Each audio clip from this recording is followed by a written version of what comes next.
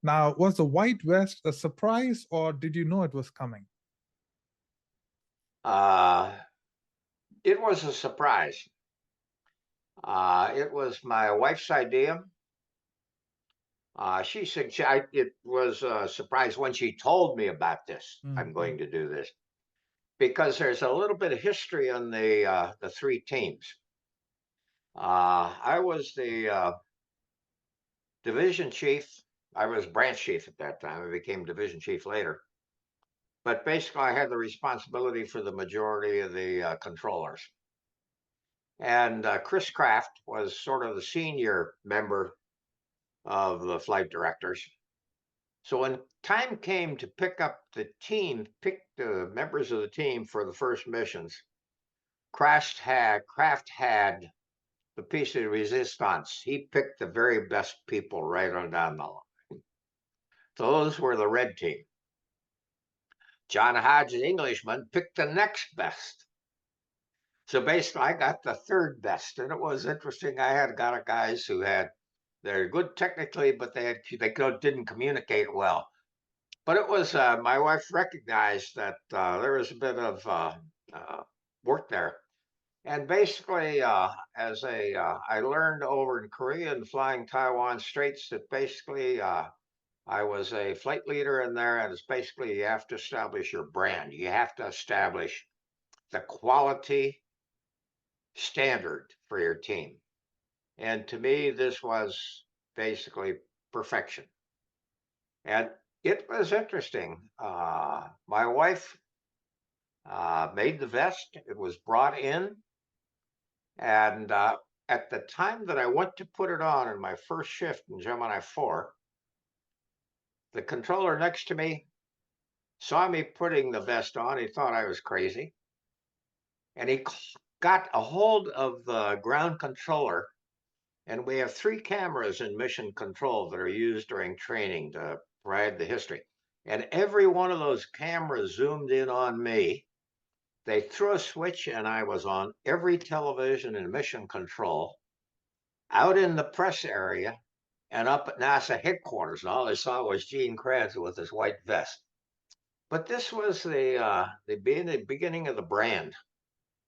And branding is, I think, very important. If you go back into all the major players in history, you have General MacArthur with his corncob pipe. You had Port Patton with his pistols down there. Franklin Delano Roosevelt with basically his hat, but his long cigarette that he had in there. I mean, each one of these people had some identifier.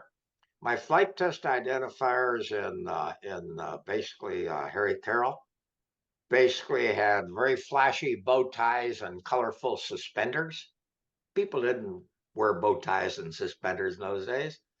And basically, the other flight test boss basically was the Great White Hunter. He had Australian bush hat right around the line. So it was basically to give a sense of identity as a team. And the media picked this up, and the team loved it. Now, compared to the Apollo 11 mission, right? Obviously, it was such a historic mission. I I heard that there wasn't, uh, you know, the same amount of media coverage for Apollo 13. In fact, it was almost like people just forgot about it. And so, what did that tell? How did you feel about that? Basically, I did not have any, what I'd say, sensitivity to the media. Basically, we all had a job to do. We also knew we met the media even when it wasn't big on the television. We had a press conference after every shift for every mission. So the media basically was involved. They would write the stories, and at least in the Houston area, we got good coverage from the standpoint of the newspapers. And at that time, we had very professional space journalists. These were people who knew what the business was about. That we pre-briefed them before the mission started. We briefed them on the things to watch out for. What were the changes? What were the new things? How the team had changed? Any changes from a standpoint of communications? And they were very savvy. So basically, the media, the outside world media, was not even, I had no sensitivity to it whatsoever. And I think this is true of our entire team. We had a job to do, and the media was very tough on us, and doing a shift, and when you're working training and you're going to the mission right or not in the line, by the time you've done the fifth, sixth press conference, I mean, and your missions at 7 days into the thing, you're pretty tired. So all you want to do is get it over with. Right. Okay. But I But, guess but everyone. Sorry. Go yeah, ahead. let me make one final comment on that, because we Mhm. had the media was uh, very knowledgeable of what we were doing, and it was interesting that the day we first did the rendezvous, Chris Kraft had the shift where the rendezvous was done right on the line, and during the press conference they brought a bottle of champagne up at the press conference and corked it down there right down the line. So my shift came along, and they went through the same drill. The only problem is mine was ginger ale, wasn't champagne. So we used to sort of play mind games with them, and it was very professional, but very close relationship we had with the media in those days. Uh, of course, I think everyone kind of started paying attention when things started going in an unexpected direction, right? So, because we all love some drama, right? But how was it, during at the control room? Because for me personally, my reference is, of course, the Apollo 13 movie, and but I wanted to hear it from you. How was it at that time? The it's interesting. Apollo 13, I have engraved in my mind a time 55:55:04. 55 hours, 55 minutes, and 4 seconds when the crew said, Houston, we got a problem. I Mm. don't even, nobody asked to even ask me about that. It is there. The thing that was interesting is that I was at the perfect spot for that mission. I had worked extensively with the lunar module team in unmanned missions because this team had they had flown the Gina during the Gemini program, and they moved into the Apollo program with the responsibilities for the lunar module. But the team that was flying the command and service module had all the unmanned missions and service modules. They were basically up to speed, where basically this wasn't the case with the lunar module. We had one unmanned mission, and basically that turned to be probably one of the most challenging we ever flew, because we had a computer problem, and we flew and satisfied every flight objectives, controlling the spacecraft and everything on the spacecraft from the ground command. Also, I had the experience on the Apollo 9 mission with Dave Scott, Jim McDivitt, and basically this was a place where, for the first time, we would undock a spacecraft that had to return to the mothership or be rescued just in order to save the crew. So the risk in that Apollo 9 all of a sudden became very different than any missions we had flown before because the crew was in a spacecraft that couldn't re-enter. And that mission taught us a lot of things, and our training system taught us a lot of things. We developed a series of rescue procedures and power downs and everything else we used on the LEM and Lunar 13. But when it came time to do 13, we were in the third shift in the mission. Second shift for me, but basically we're in the third rotation because I had not launched it. And I picked up the responsibility, and this is where there's a vast difference between Apollo 13 and other missions. Apollo 11 was split-second decisions. Apollo 13, my decision, and I think this came from aviation, my experience in aviation. I don't understand what the problem is.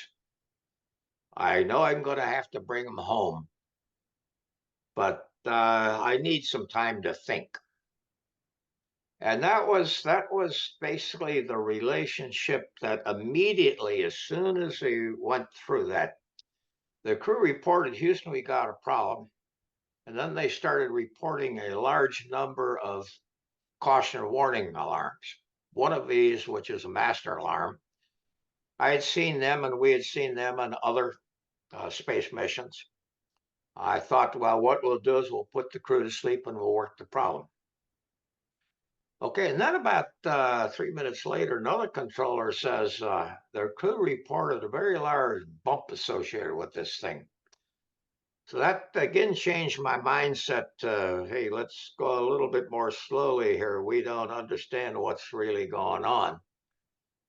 And then about 14 minutes later, Jim Lovell reports, hey, there's something, we're venting something. So then it went to survival. So I went through 3 different frames of mind in about 14 minutes. And this basically provided me the background that says, whatever happened, we're going to need some time to figure it out. Now, the beauty was I had a lot of confidence in the LEM team, LEM controllers, and a lot of confidence in the spacecraft because I'd flown it twice before. So this basically allowed me to say, tell my controllers, okay, we are not going to, we had 2 abort options in front. We had what they call a direct abort. If we direct aborted, we'd have to use the big engine on the command service module, and we'd have to jettison the LEM. The other one, we could go around the moon. We'd take more time, go around the moon, but basically it would allow me to keep the lunar module, and I wouldn't have to use the big engine. So all of a sudden, the trade-off, I had the trade-offs in my mind almost instantly. Sitting next to me was Glenn Lunny, flight director for the team that was going to replace me. And he went down into the trench. He knew without even being asked, I needed some trajectory options. So I went back and got the trench coming up with trajectory options for immediate return to Earth, fastest return to Earth, or basically return to Earth going around the moon and not using the big engine. So it was really that frame of mind, but it was really now there was chaos in the control room. And chaos is maybe the wrong word to use, because basically every controller was trying to figure out what the crew was telling them, because crew was just scatter shooting what they were seeing for instrumentation problems on board the spacecraft. So it was a question, work the problem in their console or listen to the crew. And this was a very difficult time for about 20 minutes there, till finally we got to the point where I got control room, okay, and I got sort of angry. I said, everybody shut up, sit down, let's start working this problem. And the teams did. Now the decision to basically go around the moon bought time. and that gave us time to come up with answers. It also gave us time to make a shift change. And we have I'm getting a piece of paper I got right here.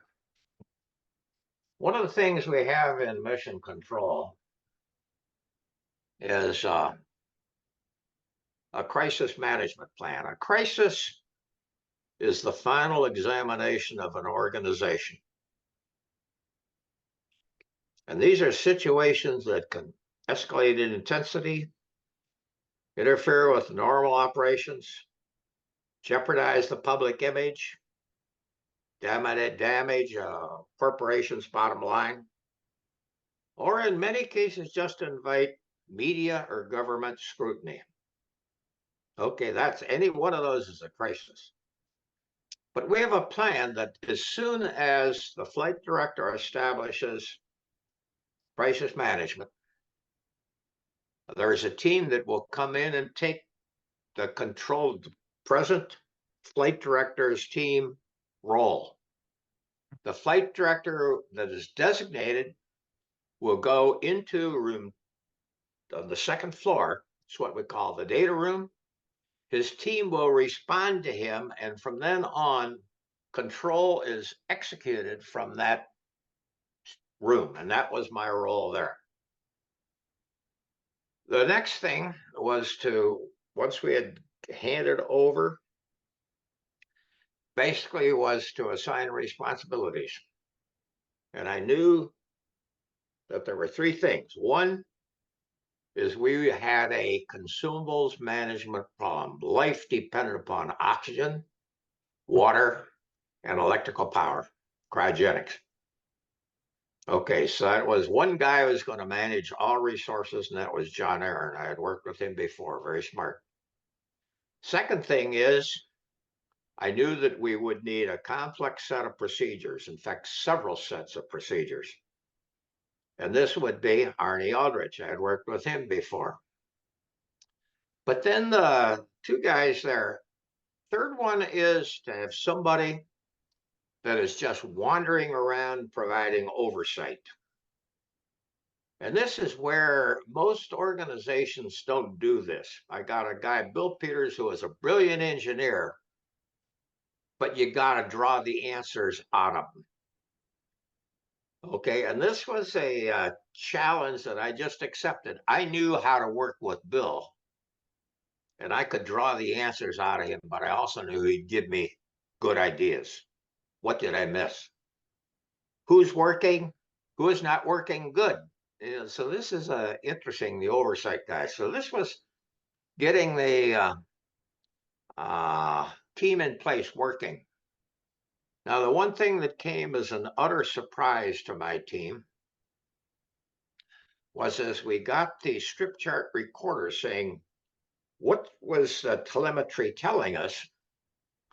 I could kneel down on the floor and read the timing marks on there. And I could take a look at the trace identifiers. And I learned this back on aircraft flight test because I had done basically almost a half year in aircraft flight test data reduction.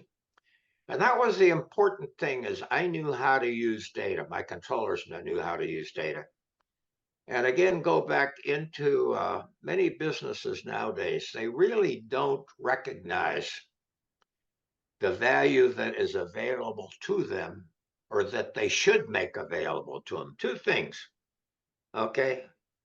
Do you have data in your hand or is it the right data for the job? All through my entire career as a controller from branch chief, division chief, and director, I had individual work hours against every task for every mission so I could really take a look. And over a period of time, I could develop good models that said, if we're going to do this in the mission, this is what it's going to take extra. So it's interesting. Basically, I could get down on the floor and help my guys break down the data. The second thing is that, so basically we had a plan in place for Apollo 13 going to the data room. And then that's you have to have absolute trust, because when you're operating in this mode, trust is critical. You can't get into debates. You have to pick the best guy, and he has basically got the accountability. And he is trusted because he's a good listener. He's got his own opinions, but he's willing to address other people's opinions when they bring in there. The next thing is to establish priorities. Going back to Apollo 13, the first thing was I knew, based on the trajectory data Lenny gave me, that I had roughly about 30 hours before I would have to make a maneuver to get the spacecraft coming back to Earth. So that my first objective was to set of procedures to execute this. And then the question was, the crew is going to be tired running on the line. Were these time critical procedures?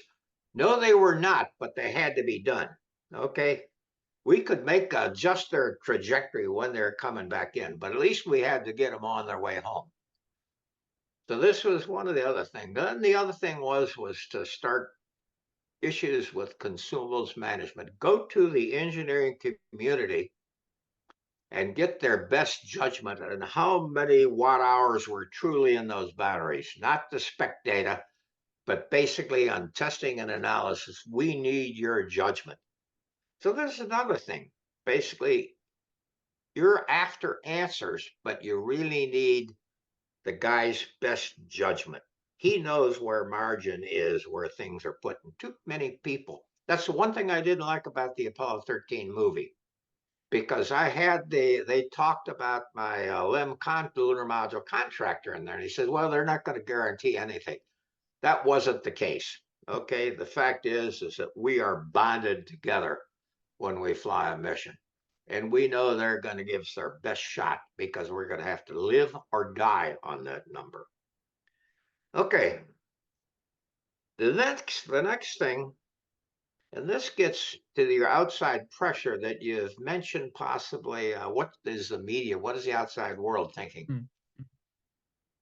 The person in charge, myself, had to have an unwavering belief that we were going to get this crew home. And this became an issue because the President of the United States goes to the media, and they always want to have something available in case they have a catastrophe. So they want a press release there. And the media came after me periodically, and I would respond, we're getting them home. In fact, one of the newspapers out in California named me the arrogant optimist. Okay, it was just, I had that unwavering belief, and I had to communicate it to not only my team, but every bit of the management I had, because I was in charge of the show. I was the director, and they had to believe like I believed. Let me do my job. That was key thing was establish what I'd say the game plan early. Because I had to select an ocean, Atlantic or Pacific, and I had to get the recovery forces moving. And this then dictated the total time that I needed for all my consumables. Okay, so I had to force this early decision to get all the world moving to the direction we got. When I assigned these people the responsibility, there were no strings attached. Okay, they were accountable for what they were going to be doing. And you also have to go to other sources of information if possible. I had several issues. One of the key things was after we had finished the get home fast maneuver, we call the Percynthian maneuver. I had the scientific community came and they wanted me to adjust the trajectory.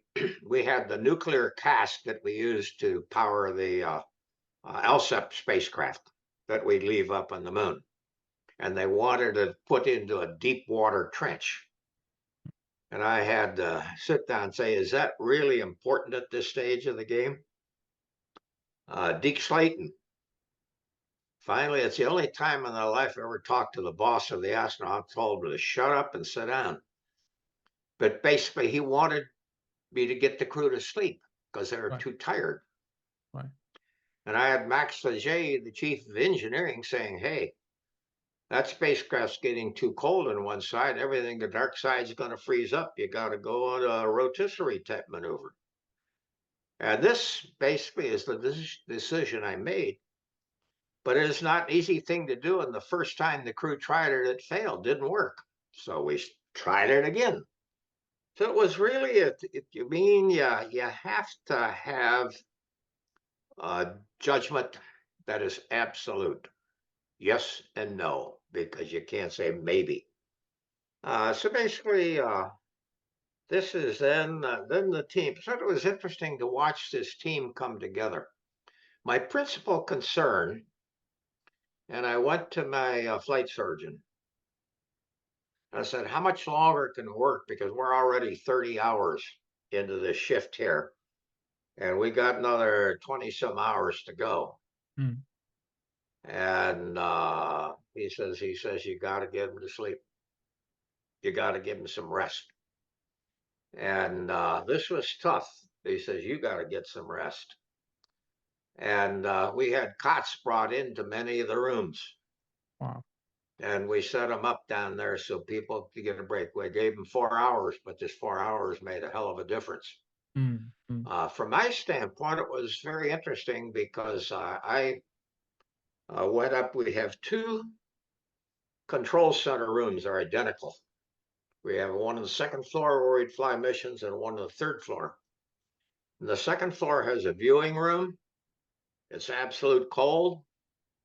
It's got all the loudspeakers coming in that will tell me what's going on, and everybody knew where I was. This was my place. And the very thing that was strange, and it's trust with the media. The media was in the adjacent room, and they could have taken any time to say, "Mr. Kranz, can I bother you?" No, they're very professional. They stayed off my back. So this Wow. was a degree of professionalism that went all the way across the spectrum of the people working this program. Now, what was the one moment, in all that chaos, right? What was that one moment that surprised you, or or impressed you? Like, for example, as someone, again from a different generation, looking at the Apollo 13 story, right? I thought the way the team came up with this gadget to filter the air inside the module, right? That I was completely, I mean, it was a fine example of human ingenuity, right? So for me personally, I would say that. But what's yours? That came as a complete surprise to me. That's something I hadn't thought about. And that is something that go by the guy had for oversight, Bill Peters, basically was aware that engineering was concerned about the lack of recirculation of the atmosphere in the lunar module. They knew they had only so many canisters to filter out the carbon dioxide, and engineering brought in the solution that was what the Crew Systems Division. We had worked with Crew Systems Division. They operated under a different director, but basically they were always on track for mission. We had several organizations. My current book talks about more about the depth of resources I had. I had my team in mission control. I had what they call a span team, and basically a span team is basically made up my controllers plus people in the program office that basically can address these things where we need answers to something that's very obscure. Okay, they can go to universities, they can go to anything else. And then we had the mission evaluation room, which is looking at the same data we are. But basically, they only will call back through the mirror. They won't go directly to me or many of the controllers in there.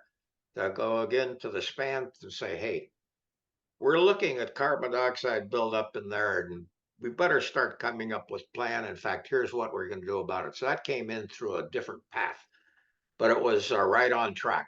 And it was very interesting to see some of the imagination that was coming in there. That okay, we got a problem, but we got some spare canisters that are different shapes. So, and I still got the engineering sketch they gave me for that thing there. Oh, wow. Okay. Yeah, Okay.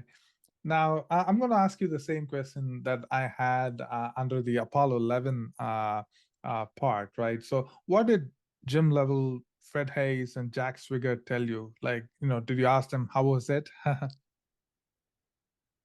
it was Lovell and Hayes and Swigert were vastly different from other controllers. Lovell, this was I think his fourth mission. Mm, We had worked with him on the Gemini. We had worked with him on the Apollo 8. So basically, it was we were more. I won't colloquial is the wrong word. Uh, we're more neighbors. I guess it's probably a better way to say that. okay. The only one who wasn't that thing was Swigert, and that was only because he was the backup crew. Right. But the word that they got when we had a backup crew members, they were as well trained as the primary crew members because they used to run pad tests with them. We run simulation with them running on the line. Jim Lovell was it's hard to say. He was the businessman of that group. He had flown before. He had ultimate confidence in his ability to live and work in space right on down the line. So he was the sort of, I would say, the grandfather of that team. That basically he's comfortable in any situation he will find himself. And that's easy because I probably did 50, 60 speaking engagements with Jim. And uh, he was just sort of the senior member. He had it. He and Frank Borman, who flew the Gemini 8 mission, Gemini, and I think I got those one, Gemini 6, Gemini 6, 76. Yeah. Basically done the long duration space flight, 14 days in the Gemini spacecraft. But basically, Jim was, I liked working with Jim. It was always a pleasure. Fred Hayes was a first class member of the team. He still is today. He still has association with the controllers. He never left this thing here. His wife just died just recently. Oh, I did the introduction for his book, which was very interesting to do this. But Fred Hayes was just and still is a very pleasant, refreshing, engaged person to work with.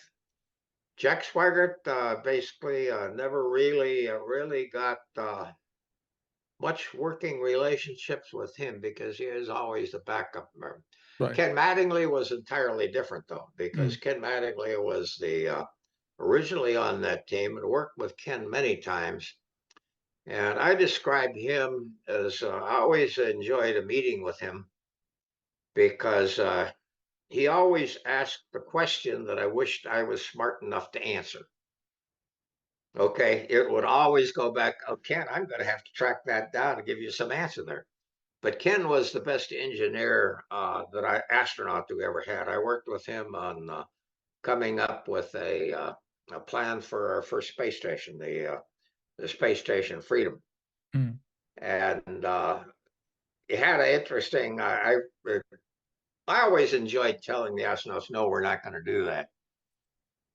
Ken Mattingly, in the early days of the space program, our principal training, both controllers and astronauts, came from looking at the engineering drawings and tracing data flow there, electrical flow to instrumentation, electrical here running on the line. And Ken, at the when we were starting to produce our shuttle drawings, came to my supervisor, this proposed him. He says, "Well, why don't you print these in colors?" And supervisor said, "Well, you're going to have to talk to Crayons about that."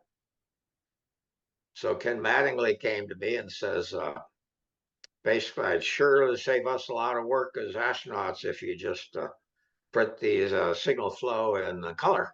I said, "Nope, that's the way you learn. That's the way controllers learn." So it was interesting the kind of relationships we had. Ken was magnificent. That's all there was to it. Um, well, um, so the two missions, right? Apollo 11 and 13, they're so distinct because of the outcome, right? And it's amazing how the Apollo 13 still captures the imagination of people worldwide. And but why do you think that is? Is it because of all the drama that was involved, the human lives involved? Like, what's your take on it? I think you're right on track there. I think it's sort of like watching firemen go up a ladder with a great big fire Mhm. and rescue somebody from several stories up and bring them back down. That makes the Mm, news. mm, There is some drama that occurs in almost every crisis situation where you see some individual take extraordinary measures to bring an event to a successful conclusion. Now, the thing is that all the way through Apollo 13, this was the first, it was a long duration. It was 4 days, a bit over 4 days we got there. And the public could follow this almost hourly to the media coverage that we had in there. We had prayers being said for us at baseball games. We had the Pope come out and offer prayers for the world. So it was interesting to find out that the media this grabbed the drama of the events, and it was interesting that we had great media coverage there. I have to go back into the era we had where you had really professional journalists. They knew what they were talking about, and that was what it amounted to, and they could ask the dirty questions, and we had to answer them. But basically, it was the drama that every person could put themselves in the position of Jim Lovell or Gene Kranz or one of the astronauts, and just say, "What would I do if?" And I think it was I think it was really great. I really enjoyed the movie. It was well done. I disagreed with several things on it, but it was mainly because it was sort of frustrating because they only portrayed the easy things. mm. Okay, they didn't really address the tough things. The thing is, you talk about battery power. The fact was, we lost one battery during the reentry. Mm. The second battery failed shortly while they were trying to recover the spacecraft. So we were so close from a standpoint of the margin there that never really played out in the movie. But Wow, that was the way we lived. That was the. It's interesting the looking times. back at Yeah. uh, my life in the business of space, Mm, mm, where basically I started off. We started talking about the DNA as risk takers. And I take a look at my parents. My father died when I was young, but I started working young. I started peddling papers, but basically my realm was limited by by my bicycle. It was only go as far as my bicycle could go. So I had to expand that realm by hitchhiking. And I did that to school, and I did it to airfields. I did it to air shows. And I think there's something in every human that provides their course, if they will listen to it, the course for their life, their course for their success in life. We've got 6 kids, and it's interesting to watch each one of them pick their own course. And I'm very pleased at the way that they step up to it, accept the challenges they've done. And this is if there's anything that I would think they would like to get in college, is to basically give the people the the confidence to step forward and accept risk. It's I worry about. I wish we could totally eliminate the social media, because I think the social media is impacting people's lives in ways that we'll never understand, and they don't understand. I think we're much better as individuals than is portrayed in the Right. environment that we work in. True, true. Um, I just heard something interesting. You said, as a young kid, you used to peddle newspapers, right? Uh, I just wanted to share this with you. There's no question here, but just an observation. So, you are called as the steely-eyed missile man, right? And in India, where I come from, right, the missile man of India is his name is Dr. APJ Abdul Kalam, who went on to become the president of India. And as a young kid, right, even he delivered newspapers. And so it's amazing to see those common threads. I thought I'll just share with you. So one last question on the topic: who actually came up with the term successful failure? You mean failure's not an option? No, the Apollo 13, it's called as a successful failure, right? So, Oh, success. Yeah, I got yeah, you. I don't know. okay, okay, I would suggest it might have been Henry Cooper. okay, okay, Henry Cooper wrote I'm trying to remember the name of the magazine. It was in several chapters. He's a good writer. I got the real issue with him over some of the things that he wrote. But basically, I think he was the first one that really wrote the book about Apollo 13. And Henry was the first person to actually conduct personal interviews within okay, weeks there. So I think it might have been Henry Cooper. okay. Jim Lovell uses that term frequently. Mm, mm. So I think his might be maybe originated from Lovell. I don't know. Sure, sure. Okay, that's all right. Yeah. So, as we wrap up, just two final questions, or three perhaps. Number one, if you could inject one dose of curiosity into the younger generation, what would it be? Say again. If you could inject a dose of curiosity, right, what would it be to the younger generation? The philosophy for the end of the generation there.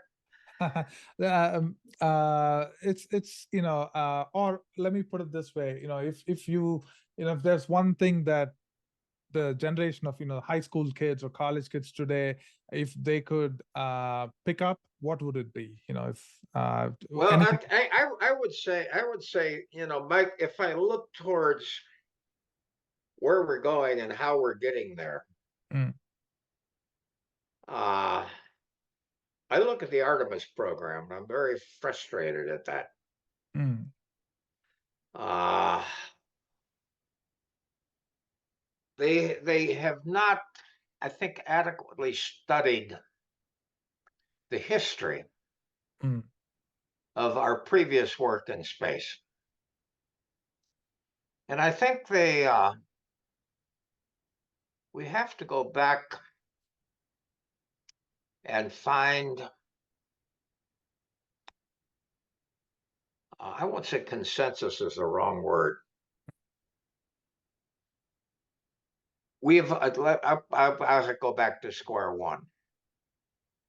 We were very fortunate when we started the space program is that we had a very healthy aircraft industry that provided ideas, concepts, paths they've got. We do not have the depth of personal experience. I don't think we've got enough readers. I read about 2 books a week. I mm, try to. We don't have people who are familiar enough with history to have learned from the past, mm, because there's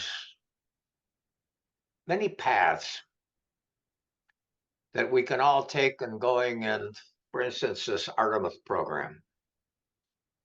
The one path that is driving us, in fact, there's 2 paths. I think that's fear that somebody's going to get there before we do, that China's going to get there, that someone is going to basically discover mm, this new land in the moon. Basically, because it does have assets from a standpoint of political, social, mm, mm. educational. It's going to develop new technologies right around the line. And I think that the United States, with the Artemis program, has developed what I think is the optimum path, but not the best path. That is Interesting. one that is going to give them a variety of objectives Mm, to go and do anything we want on the surface of the moon. I don't think it is possible, personally. And I'm reminded of the Department of Defense when we basically designed the shuttle. Basically, we had a mission that went into the books to design the shuttle, which is launch into a fractional orbit, open the payload bay doors, do something, release something, and come back and land at the end of that orbit.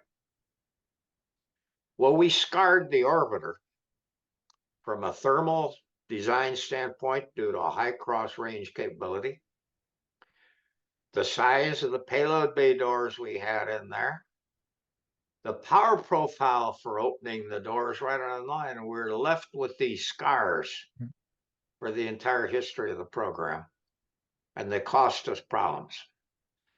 I think that what we've got with the Gateway, the regressive orbit, the halo orbit in there that provides us the opportunity to land at a variety of sites,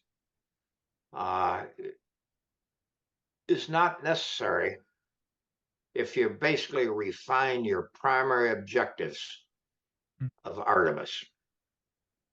Okay. And I think there is a refinement that is necessary. Mike Griffin, I don't know if you're familiar with Mike. He was the NASA director. Spoke Okay. out recently at one of the scientific conferences that basically, he was the administrator. He basically says the program is too complex. Mm, Okay, it's too costly. And I think that unfortunately, if our objective is to beat the Chinese, we damn well better take a different path. Okay. If we want to basically address, locate the assets, many of the assets in the moon, I think many of these could be done unmanned Okay. because we've developed enormous capabilities to do things remotely. And to me, every time this little helicopter they got up on Mars that can fly around there, that's the size of a piece of paper in there, I sit down and say, holy cow. I wish I were an engineer working nowadays. I'd like to work on that project. hmm So I think there's several things that we need to reflect upon.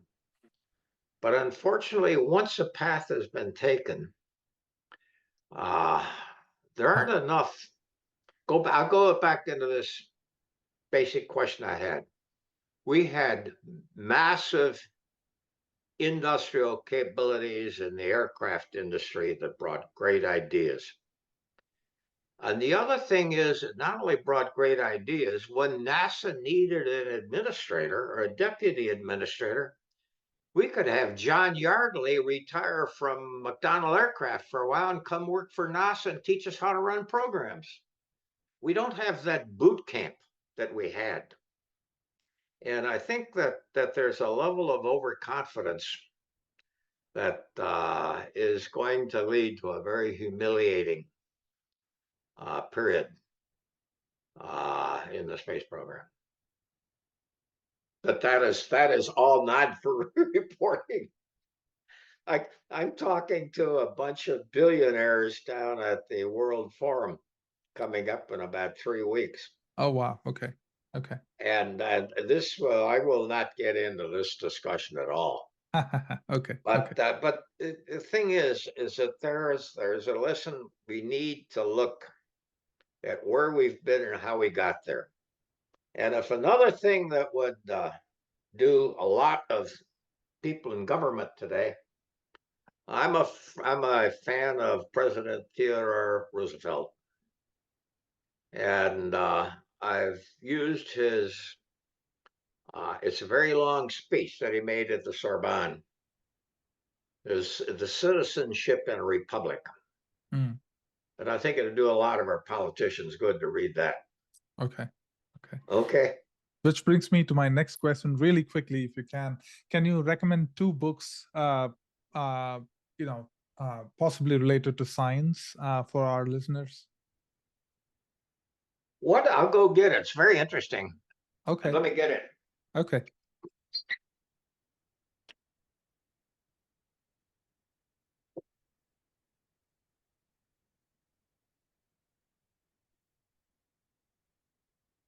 This book has a strange. It's called Crisis Management: Okay.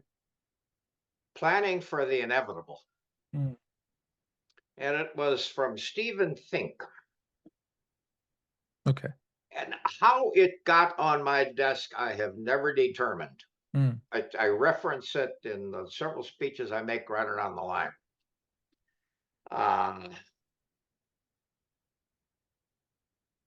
We had just had the Challenger accident. At the same time, I'm now director of space operations. I got about 5,000 people changing jobs, moving in other areas right around the line. I got major spacecraft problems to input the redesign of the shuttle. I've got responsibilities for the flight software right around the line. And I have two whistleblowers mm, that came in that I inherited when I got these 5,000 people in. And all of a sudden, this book ends up in my desk. mhm. And it's interesting. I got permission from the book to reproduce two chapters: Ah. Controlling the Message hmm and Dealing with the Hostile Press. Okay. Okay. Okay. Mm, And it's very interesting, but it goes through case studies mm, And it also describes the process by which we build our mission rules. It's the first book I ever, which really talks about the anatomy of a crisis and how they occur right around the line. And the thing that was most interesting to this thing here is that I could fit every case. They had several cases in there. Let me go back to one other job I did. Mm. I worked on the I worked on the 3 Mile Island accident, and I was working there on with Bill Bland, who had the responsibility for control room design, layout, instrumentation, right on down the line. And I wandered over into operator training because Sandia Corporation was convinced you would never have a reliable operator for a nuclear facility unless it was all computer. He was really addressing AI before AI even was conceived. But anyway, it was interesting to sit down there, and I had to debate in front of the Senate, Jack Schmitt, the astronaut, the trade between the human operator versus the computer. Mm. But it was interesting to address the issues in this book because it really talks about the human aspects of crisis management. Okay. Okay. Okay. Thank you. And one last thing, this podcast is about events and people from the history of science. What is your favorite moment from the history of science? The history of science. Wow.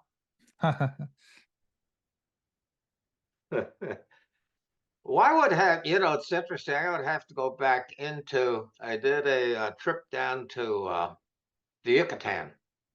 Okay. Okay. And it was interesting taking a look at some of the facilities they used in order of addressing the universe out there, the stars and the planets in motion running down the line. Mhm. And I would say these very primitive periods that we consider. Mm. So basically had these brilliant individuals. I think of Copernicus. I think all of the Right. parts in life. There are so many people out there. I Mhm, just mhm. wish, I like the movie Patton with George with Patton, that thing with basically where basically he feels that he is now back observing the battles in the battlefields in Libya and down on the, sit down. I wish I could be reincarnated 5 and 6 and 7 times. I'd like to be an astronomer. I'd like to be a geologist. Mm. I was just a dumb engineer. But basically, there's so many things that are intriguing, and I find that I'm at 91, almost 91 years right now, and I sit down and say, shit, I don't have enough time to learn everything I want to learn. Thank you. Thank you for that. And isn't it a nice coincidence that we are actually having this conversation today when Odysseus, they say, is on its way to the moon? So it's it's a nice coincidence. But I know we went over time, but thank you so much. This was an honor and a privilege to be talking to you. And this is the second time I'm talking to you. And as always, just like what I said the last time, there's so much that I learned today. Thank you so much. It was Yeah. really nice talking to you. Yeah, and Thank hope you. to do it sometime again in the future. Yeah. Okay.